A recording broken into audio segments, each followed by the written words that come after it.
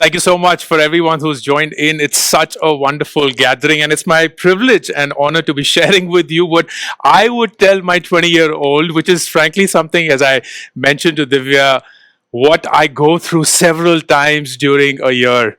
Very often, I'm asked this question: what would you tell your 20-year-old self? And there's frankly just one response that I would. But to get to that response, I have to share my entire story, and that's what I will do.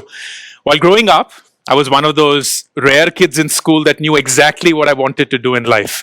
Everything in my life was planned to the T. And I had a goal which comprised three elements. Number one was I wanted to go to the US to do a PhD, become a scientist.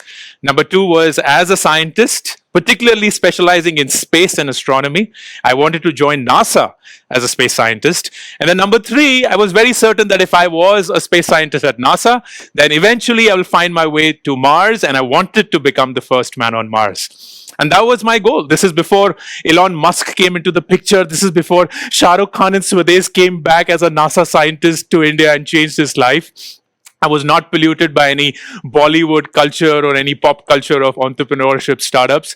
This was true middle class ambitions to go to the US for a fine education, become a space scientist, join NASA, and then hopefully become the first man on Mars. And everything that I was doing in life was centered towards this plan, this goal. Every step, every action, every thought of mine was towards these three steps. I joined Delhi University for its bachelor's program in physics, and went through those 3 years very clear and focused on applying to the US universities for my PhD program. Started applying, and I got through Michigan State University on 100% scholarship for its PhD program in astrophysics, which was frankly the only way that I could have afforded that education. We come from a very humble background, almost always perpetually in financial debt, never had enough money to do anything extravagant. So the only way that a middle class boy could go to the US for this education was to get a 100% scholarship, and I was so glad that that finally happened. The next thing I know, I find myself in the US education system, but trained in the Indian education system. And there's something very fascinating about the Indian education system. It tells us precisely when to study, whether to study, what to study, and to do everything that you need to do to clinically ace the exams and know how much you're going to rank. So all that I was doing was deploying my 18 years of school and college education to the best route possible. And I was now suddenly topping my class. I was on top of the curve. I was the favorite of my professors. My students hated me, but I was on this absolute fast track program to finish this goal, this ambition of mine. But there was something that was missing. And we always know when something is missing. We may not want to admit it. We may not want to come to terms with it, but we always know when something is missing. And it was very clear that something was missing in my life as well. While I was doing everything that I was meant to do, and in fact doing it very well, I didn't feel this buzz, this hum that I thought I would be feeling. Like this vibe, this energy that you feel every Monday morning when you want to get up and just win that week wasn't there. And I began to have these very tough conversations with myself. What's wrong? What's wrong? What's wrong?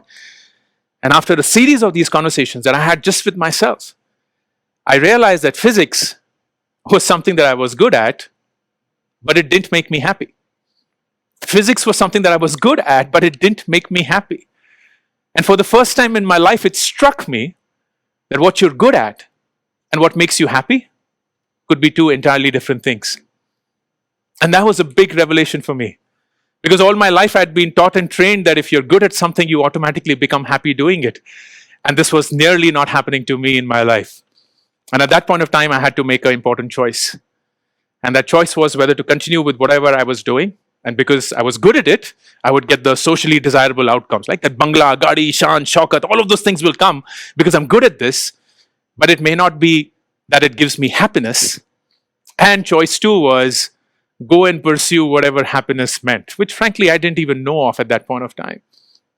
But I'm so glad something gave me the moral courage to step down from my PhD program and come back to India and start my life all over again. And to all of those who are listening in today, right now, who are aged 21, 22, 24, 25, I'm certain at some point of time you feel that you are losing in life. that everyone else is so sorted and they have everything figured out, and you're the only loser who has no understanding of where you should be in life. And I can tell you, as a living example, that at the age of 24, I totally relate to what you're feeling. At the age of 24, I'd given up on what was the only thing that I knew about my own identity. The only thing that I'd been living for all these years, and now suddenly that was gone. I was clueless, directionless. I had no idea what to do in life. And as I said, it's not that we came from a family of means where there was a business or a startup waiting for me to unfold. None of that happened. So I had to figure my life out from scratch. At that point of time, there were a lot of my friends who were like, dude, you're confused. So why don't you do what most confused people do? Go get an MBA. And at that point of time, I had a lot of my friends who had done an MBA, and I'd seen them spend 2 years of their life, their money, their energy in going through that program. I wasn't sure of whether that was the program for me or not. And as luck would have it, I just come across a completely new school. It's 5 years old. It's an insanely expensive program. So I would have to take the biggest loan that the Warikoo Khandan had ever taken in their life. But it was a 1-year program, which was awesome. And the best thing about the program was it would be a bunch of work experience people that I would get to study with, which was awesome because all my life I had zero perspective. I had no idea of what the real world was. I had zero idea of what sales is, what marketing is, what finance is, what IT is, HR strategy, and all of those things. So for me to be spending time with people who had actually done real things in life would be the best learning platform. I applied to the Indian School of Business and thankfully got through. And that 1 year just completely changed my life. And it changed my life because I think while I went to ISB looking for a job, a career, a profession, a company, a brand, a salary, and all those nice things, I genuinely went to ISB looking for myself. Who am I? What am I good at? What am I not good at? And I think I found that answer. And that answer was comprising 3 things that I have continued to live my life with, and I want to share with all of you today. Because that, I think, sets the foundation of what I would tell my 20-year-old if I were to ever meet that person.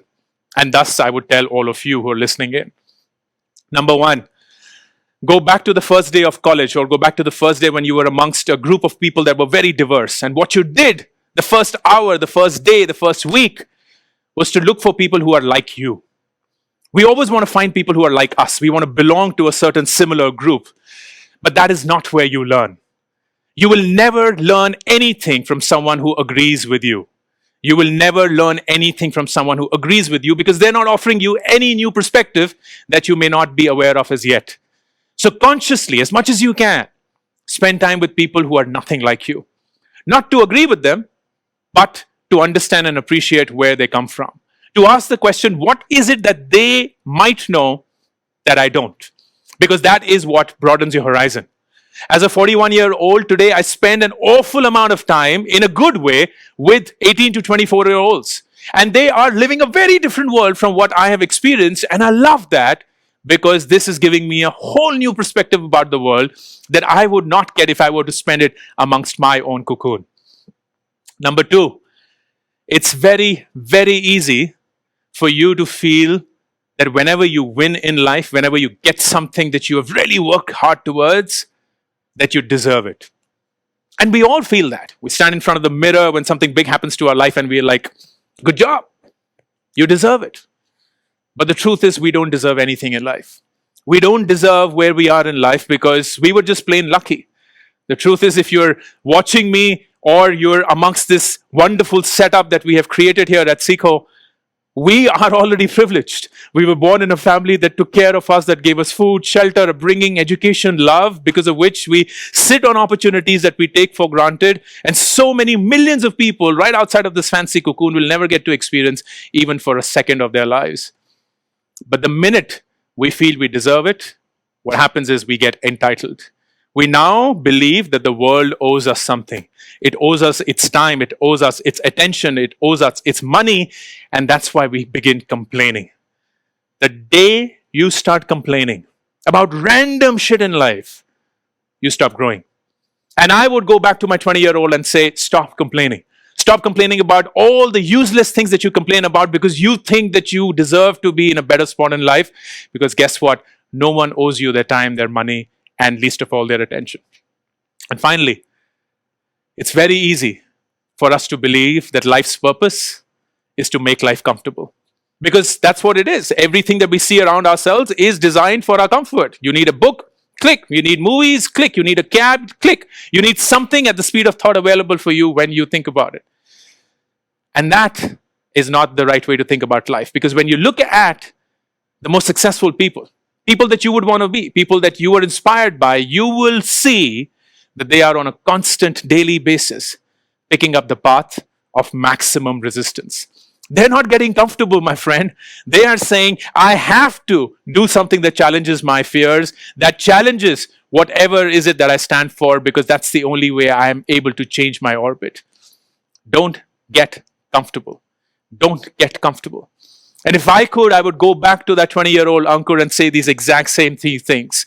Spend time with people who are nothing like you.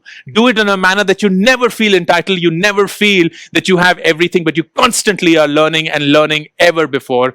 And while you're doing that, don't get comfortable. Because the day you get comfortable, you've stopped growing, you've stopped learning.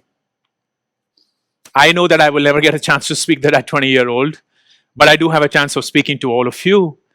And I genuinely hope and wish and pray that this year is a start for a whole new you, where you discover a completely new self of yours and you devote yourself to the art of learning, to the art of curiosity, and to the art of discovering who you truly are. Thank you.